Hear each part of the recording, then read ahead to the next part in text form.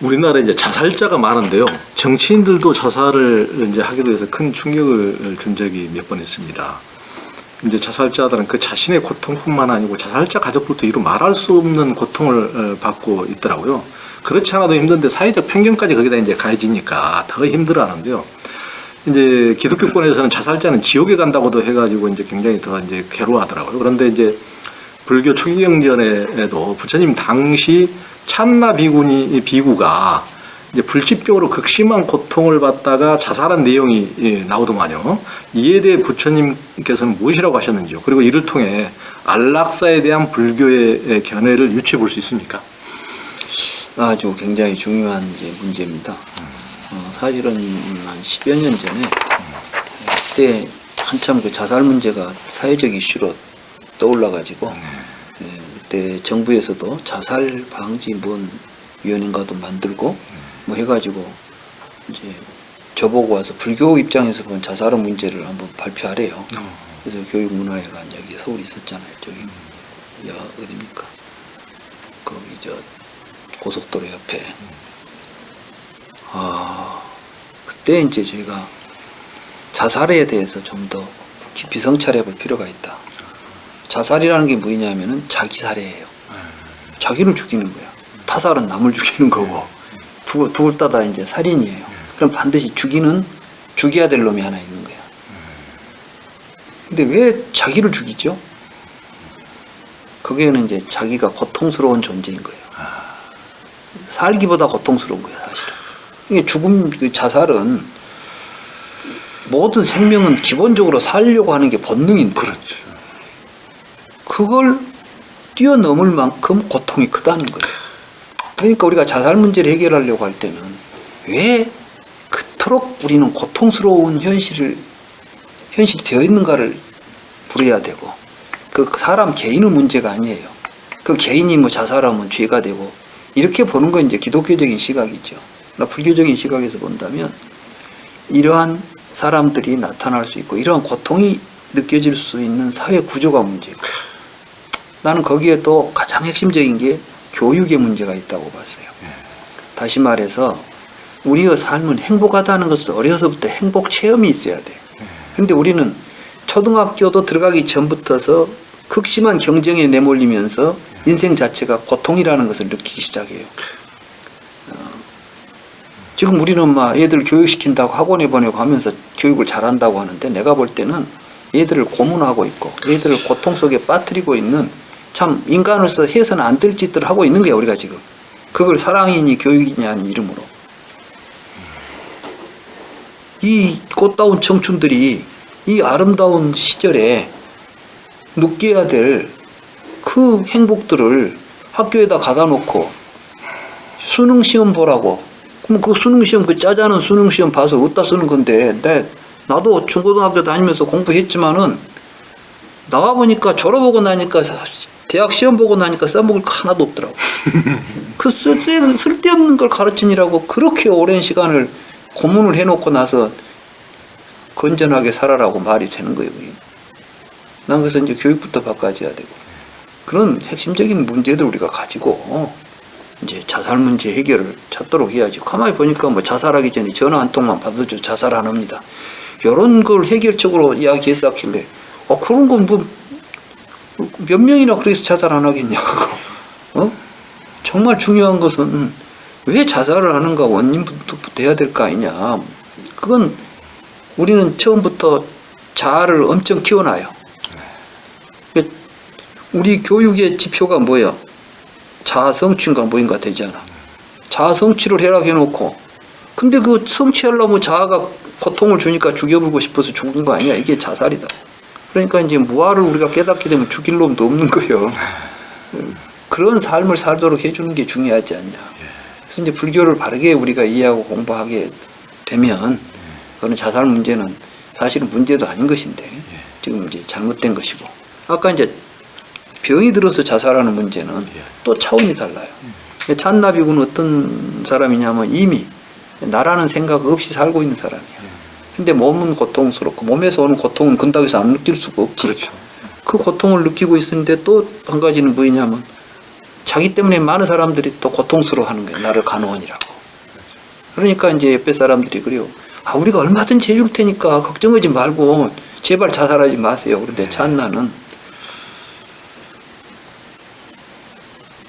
무의미한 수명의 연장이 진정한 수행자의 삶이냐.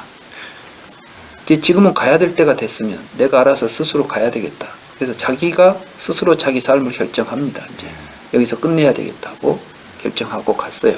부처님은 그래서 저는 아라한이기 때문에, 아라한은 이미 이제 나라고 하는 망상이 끊어졌기 때문에 그거는 아무런 허물이 없다. 찬나는 허물 없이 죽었다. 이렇게 이제 말씀을 하시는 걸로 해서 끝이 납니다.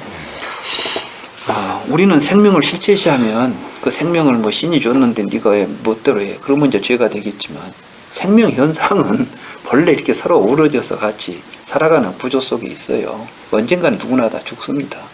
근데 그 죽음을 내가 스스로 결단하고 아름다운 죽음으로 내가 맞이할 것인가, 아니면 죽는지 사는지도 모르게 그냥 엉겁결에 어쩌다가 숨 넘어가면 죽은 걸로 끝내버릴 것인가는 한번 생각해 볼 문제예요.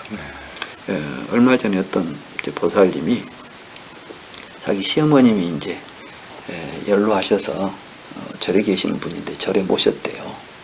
그래가지고 생활하는데 아주 잘 사셨대. 그러다가 이제 얼마 뒤에 이제 죽기 전에 가야 되겠다. 그런 말씀을 하시더래요. 죽으면 너희들도 고생이 그러겠나. 죽기 전에 가야 되겠다. 무슨 뭔 말인가 했대요. 근데 이제 얼마 전부터서 곡기를 끊어버리더래. 스스로 이제 처음에는 조금씩 양이 줄어들더만 얼마 전에는 이제 물만 마시고 다른 건 안 먹어버리더래요. 그러면 아주 깨끗하게 돌아가시더래요. 그 보살님은 이제 이대로 있으면 내가 언제 죽을지도 모르고 겨울에 또 죽어버리면 또 내 초상 치른이라고 사람들 얼마나 수고하겠냐. 그래서 내가 갈 때를 내가 맞춰서 가야 되겠다 해가지고 안 먹으면 죽게 돼 있잖아, 사람. 그렇죠. 그러니까 스스로 이제 곡기를 다 끊어서. 근데 그분만 그런 게 아니라 우리나라는 전통적으로 어른들이 다 그렇게 많이 돌아가셨어요. 그래서 그런 이야기 들어봤죠. 그 어른이 곡기를 끊었대. 그런 이야기 들어보셨죠? 예, 그렇죠. 그건 뭐였냐면 스스로 자기 삶의 주인이 되어서 이제 내 삶의 마지막은 내가 알아서 결정하고 가는 거야. 그렇죠. 나는 그걸 죄라고 생각 안 해요. 나도 지금 그럴 생각이요. 할 수만 있으면 모르겠어. 내가 제대로 하려고 하나. 말만 하고 자신은 없어. 근데 그때 돼가지고 내가 또 뭔 노망이 들지 모르겠어. 그러나 지금 생각으로는 나도 이제 내가 더 이상 이제 내 삶을 여기서 내가 마감하고 싶은 시점이 오게 되면 그때는 내가 스스로 곡기를 끊고 내 삶을 내가 스스로 바라보면서 이제 마무리하고 싶은 생각이 있어요. 나는 그런 것들은 참으로 고귀한 삶이다. 이렇게 봅니다. 그래요. 그래서 뭐 자살 문제가 이 젊은 청춘들이 고통 속에서 정말 도저히 괴롭기 때문에, 살기보다 더 괴롭기 때문에 결국은 자기 자신을 죽여야 되는 이 비극은 우리 사회가 만들어낸 비극이지 개인의 비극이 아닙니다. 그래서 우리 같이 그런 문제를 공감하고 현재 우리가 가지고 있는 젊은이들에게 하고 있는 우리들의 그 사회적 그 억압을 한번 생각해 봅시다. 나는 그래서 학교도 좀 즐거운 학교, 노는 학교. 그래서 내가 이제 전남대 있을 때 그 지역 신문사에서 뭐 매달 한 번씩 컬럼을 써주라 하더라고. 그래서 컬럼 하나를 쓴 게 학교는 놀이터가 되어야 한다. 학교는 즐거운 곳이 되어야 된다. 친구들을 만나고 친구들과 어울려서 놀고 그런 가운데 인생을 살아가면서 살아야 될 지혜와 지식을 습득하고 보람 있는 하루하루가 돼야 되는데 고통스러운 하루하루 다른 사람과 경쟁하는 친구도, 그러니까 이제 왕따들이 만들어지고 경쟁하다 보니까 누구를 하나 죽이려고 한쪽으로 몰아붙여서, 그러니까 이제 학교 어렸을 때부터 사람들에 대한 긍정적인 것이 나오겠어요? 뭐가 나오겠어요? 전부 왼수들이지. 개인주의는 더욱 심화되고 개인적인 고립감은 더 강해되고 거기다가 이제 먹기 힘들고 견디기 힘들면 에이 죽자 이런 생각이 안 나오겠어? 죽을 수밖에 없는 상황을 만들어놓고 해결하자고 하면 어떻게 되는 거야? 상황을 풀어버리면 되는 문제를. 그러니까 내가 이제 사실 우리 이제 불교계가 할 일이 난 너무 많은데 그 중에는 제가 이제 붓다나라에서 참 말만 있지 지금 아무것도 없는 상태에서 말만 하고 있으니까 저도 좀 답답하기도 합니다만은 정말 학교를 하나 만들고 싶어요. 성공 사례를. 그래서 경쟁 안 하고 해도 대학 안 가도 충분히 행복한 삶을 살 수 있는 교육의 길이 있다. 이렇게 좀 했으면 좋겠어요.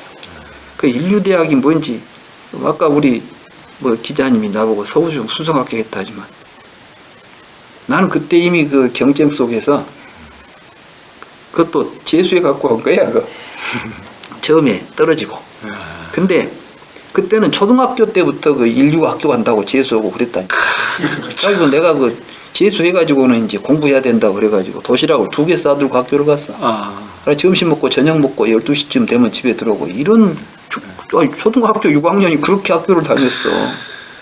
그래가지고 어디 인류학교라고 들어가서 보니까 나는 다 끝난 줄 알았어 이제. 그래서 들어가면 끝난 줄 진짜 노는 줄 알았는데. 노는 줄 알았더니 우리 더해 이제 천하에 공부 잘한다는 놈들은 다 모여가지고 하는데 가서 보니까 뭐 1등 어떤 놈 1등 못해 이제 처음에 뭐 10등 20등 뒤로 밀려나더만은 그러니까 공부도 하기 싫고 그때부터 이제 학교는 이제 담 넘어 다녔지 뭐. 이렇게 되는 거야. 그러고 나서는 학교 공부 자체가 이제 무의미해지고 내가 언제까지 이 짓을 해야 되는가 싶기도 하고 돈벌이가 필요하다면 지금 가서 돈 벌면 되지 내가 왜 학교를 졸업해갖고 돈벌이 나와야 되냐. 빨리 가서 돈 벌어야 되겠다 해서 가출도 하고 별짓을 다 했지. 그런 세월을 지내다가 내가 불교를 만난 거야. 그 불교를 만나는 순간 이게 있는데 내가 이제 다른 게 이제 아무 정신이 없더라. 그래서 나는 그때부터 이제 불교 공부하면서 지금까지 솔직히 고등학교 절에 다니면서는 학과 공부한 적도 거의 없어요. 그랬지만 뭐 필요하면은 조금 보고 그때만 해도 학교 가기가 지금까지 어렵지는 않았던가 봐. 어떻게 학교 다니면서 공부했는데 지금 생각해도 후회스럽지가 않아.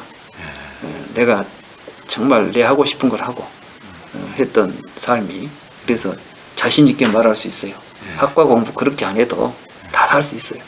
그 세상 사람들이 막 한다고 정신없이 따라다니지 말고 자기 자기 하고 싶은 거고 살았으면 좋겠어요. 저처럼 고등학교 다니다가 그만둬도 이렇게 잘하잖아. 그러니까 좀 비슷해.